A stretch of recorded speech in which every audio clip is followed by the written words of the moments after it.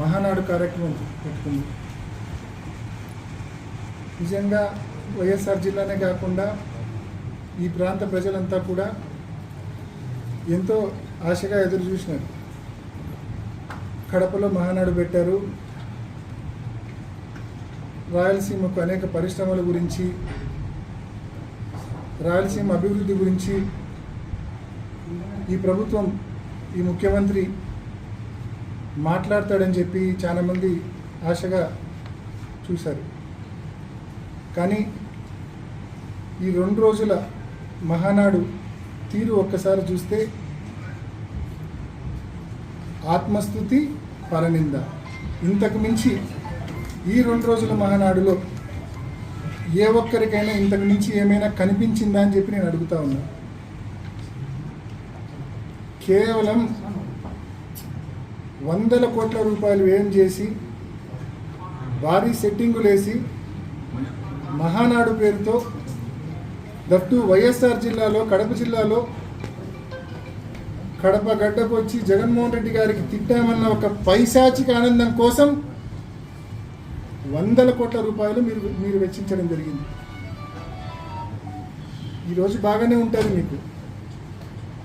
నిన్న మాట్లాడుతూ ఉన్నారు చంద్రబాబు నాయుడు గారు. మొన్న 2024 ఎన్నికల్లో 7 స్థానాల్లో జిల్లాలో తెదేపా గెలిచింది. కష్టపడితే మరో 3 స్థానాల్లో కూడా గెలుస్తాం వచ్చే ఎన్నికల్లో అని చెప్పి. మొన్న ఎన్నికల్లో మీరు చేసిన దుష్ప్రచారం ఎంతటితో అందరికీ తెలుసు. మొన్న ఎన్నికల్లో మీరు ఇచ్చిన హామీలు ఏమిటో అందరికీ తెలుసు. బాబు గ్యారంటీ, బాబు షూరిటీ, భవిష్యత్తు గ్యారంటీ పేరుతో మీరు ఇచ్చిన సూపర్ 6లు, సూపర్ 7లు స్పష్టంగా ప్రతి ఇంటికి మీ సంతకంతో మీరు మేనిఫెస్టో ఇచ్చారు. మేనిఫెస్టో ఇచ్చి 18 ఏళ్ళు దాటితే చాలు ప్రతి మహిళకు 18,000 రూపాయలు ప్రతి ఏడాది ఇస్తామన్నారు, హ్యాండ్ ఇచ్చారు. ఉచిత బస్ అన్నారు, హ్యాండ్ ఇచ్చారు. ఎంతమంది పిల్లలు ఉంటే అంతమందికి అమ్మఒడి అన్నారు, హ్యాండ్ ఇచ్చారు. 20,000 రూపాయల రైతు భరోసా ప్రతి ఏడాది ఇస్తామన్నారు, హ్యాండ్ ఇచ్చారు. 50 ఏళ్లకే పెన్షన్ ఇస్తామన్నారు, అది హ్యాండ్ ఇచ్చారు. 20 లక్షల ఉద్యోగాలు లేకుంటే నిరుద్యోగ వృత్తి అన్నారు, అది హ్యాండ్ ఇచ్చారు. ఇది మీ ట్రాక్ రికార్డ్ సంవత్సరం రోజుల్లో. ఈసారి ఎన్నికలు వస్తే 10కి 10 కాదు కదా.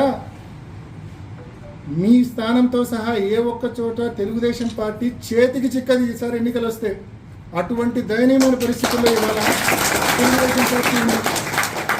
అటువంటి దయనీయమైన పరిస్థితులు ఇవాళ తెలుగుదేశం పార్టీ ఉంది. సంవత్సరం రోజులకే ప్రజల నమ్మకాన్ని కోల్పోయినారు మీరు.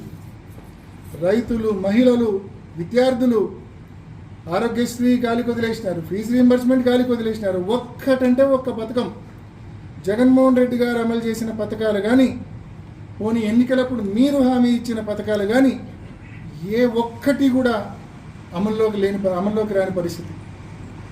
ఈరోజు మీ ట్రాక్ రికార్డ్ ఎంత ఘోరంగా ఉందంటే ప్రజలు ఇప్పటికే మోసపోయాము, కానీ ఏం చేయగలం, మోసపోయాం తప్ప ఇంకేం చేయగలము, టైం కోసం వెయిట్ చేయడం తప్ప ఇంకేమీ చేయలేమన్న భావనతో ప్రజలు ఉన్నారు. కాబట్టి లెక్క పెట్టుకోండి మీ రోజులు.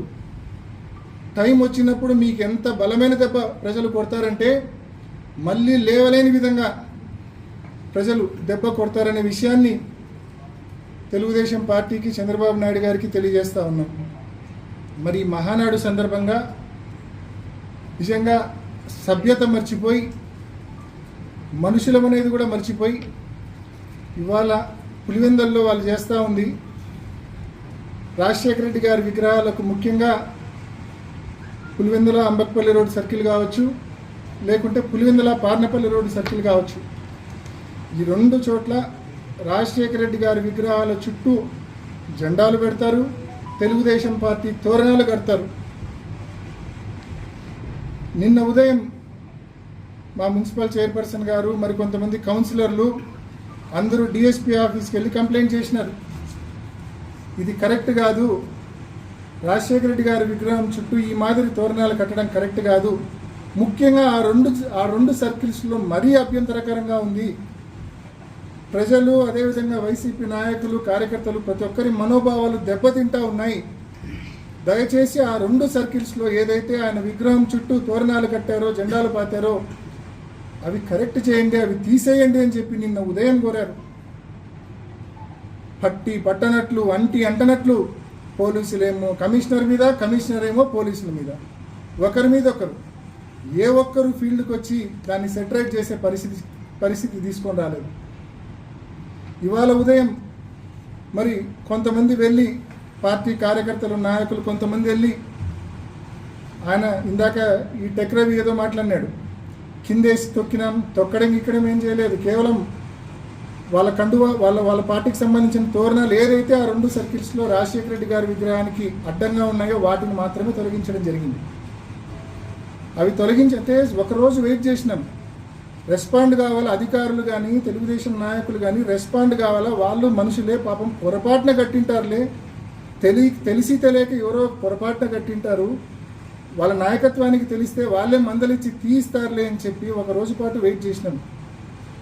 రాజశేఖర రెడ్డి గారు ఒక వైఎస్ఆర్ కాంగ్రెస్ పార్టీకే కాదు, కామన్ పీపుల్కే కాదు, ప్రతి ఒక్కరి సొంతం రాజశేఖర రెడ్డి గారు. ఆయన ఈ ప్రాంతంలో ప్రతి ఒక్కరి గుండెల్లో ఒక ఎమోషన్ రాజశేఖర రెడ్డి గారు. అటువంటి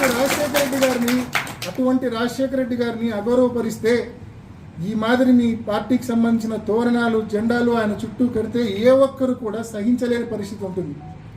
కాబట్టే రెస్పాండ్ అయినారు, తీసేసినారు.